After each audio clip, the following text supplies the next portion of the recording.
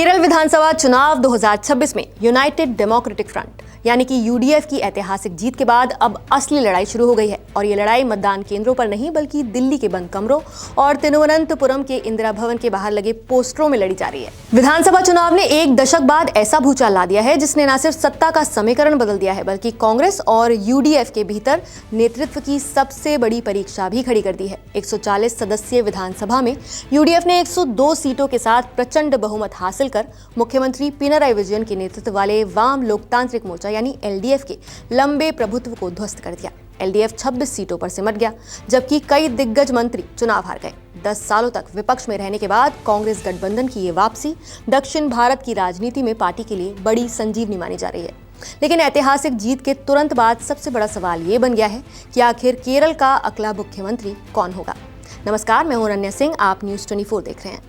तिरुवनंतपुरम से लेकर नई दिल्ली तक बैठकों, लॉबिंग और शक्ति प्रदर्शन का दौर तेज हो गया है। कांग्रेस अध्यक्ष मल्लिकार्जुन खड़गे, राहुल गांधी, केरल प्रभारी महासचिव दीपा दास मुंशी और शीर्ष नेतृत्व लगातार परामर्श में जुटे हैं। केंद्रीय पर्यवेक्षकों को जल्द केरल भेजे जाने की चर्चा है जो नव निर्वाचित विधायकों से व्यक्तिगत बातचीत कर मुख्यमंत्री चयन की प्रक्रिया को अंतिम रूप देंगे। माना जा रहा है कि शपथ ग्रहण 15 मई से पहले हो सकता है, लेकिन उससे पहले कांग्रेस को अपने भीतर के सबसे कठिन सवाल का समाधान करना होगा।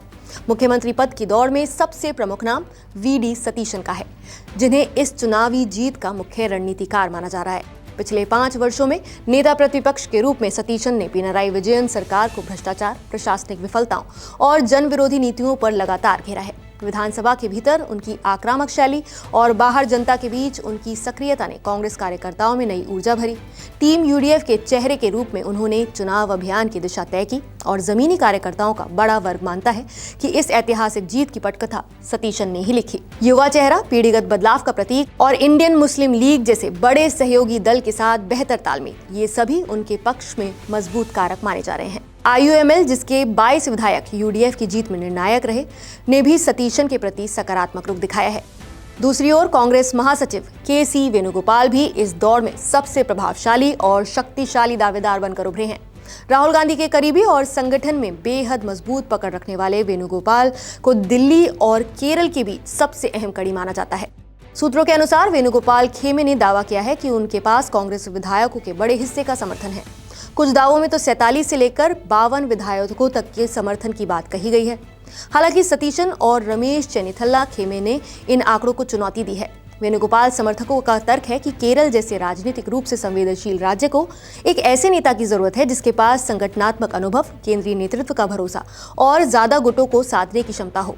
उन्होंने केरल छात्र राजनीति से लेकर यूथ कांग्रेस, विधायक, सांसद और अब राष्ट्रीय महासचिव तक का लंबा सफर तय किया है। समर्थकों का कहना है कि वो दिल्ली से थोपे गए नेता नहीं बल्कि केरल कांग्रेस की जड़ों से निकले चेहरे हैं। तीसरे बड़े दावेदार हैं रमेश चेन्निथल्ला, जिनका दावा अनुभव, वरिष्ठता और संगठन के पुराने गुटों पर आधारित है।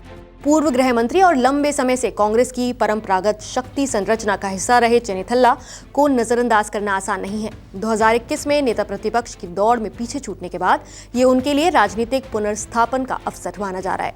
उनके समर्थकों का कहना है कि गठबंधन सरकार को स्थिरता देने के लिए अनुभव, प्रशासनिक समझ और पुराने विधायकों पर पकड़ की जरूरत होगी। हरिपाठ से उनकी जीत और संगठन के पुराने ए ग्रुप पर प्रभाव उन्हें अभी भी प्रासंगिक बनाता है। केरल कांग्रेस की ऐतिहासिक गुटबाजी, ए.के. एंटनी और ओमन चांडी युग से चली आ रही ध्रुवीकरण की राजनीति इस बार भी मुख्यमंत्री चयन को जटिल बना रही है। हालांकि संगठनात्मक गणित से परे एक नाम ऐसा भी है जो जनता, सोशल मीडिया और शहरी मध्यम वर्ग के बीच तेजी से उभरा है, शशि थरूर।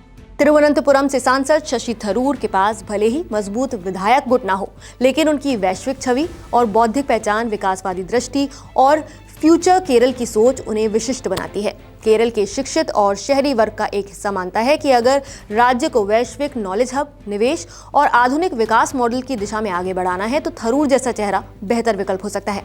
हालांकि पार्टी के पारंपरिक शक्ति समीकरणों में उनका संगठनात्मक आधार सीमित माना जाता है, इसलिए वो अभी मुख्य दावेदारों से पीछे दिखाई देते हैं।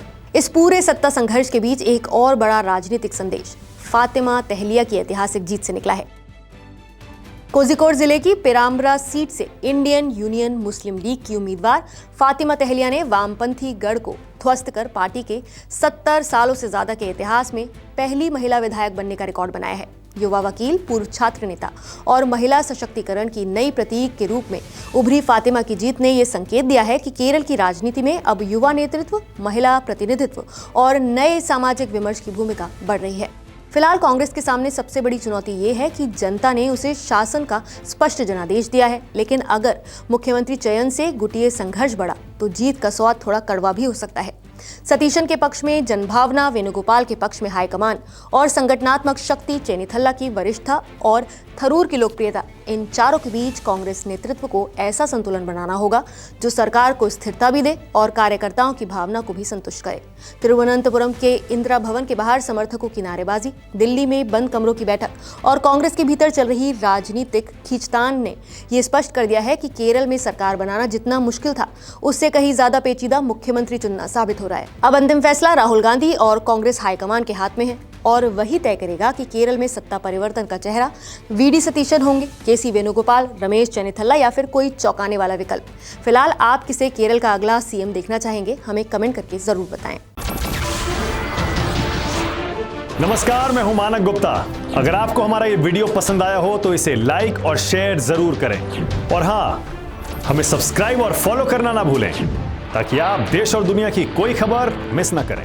तो जुड़े रहिए हमारे साथ और देखते रहिए न्यूज़ 24।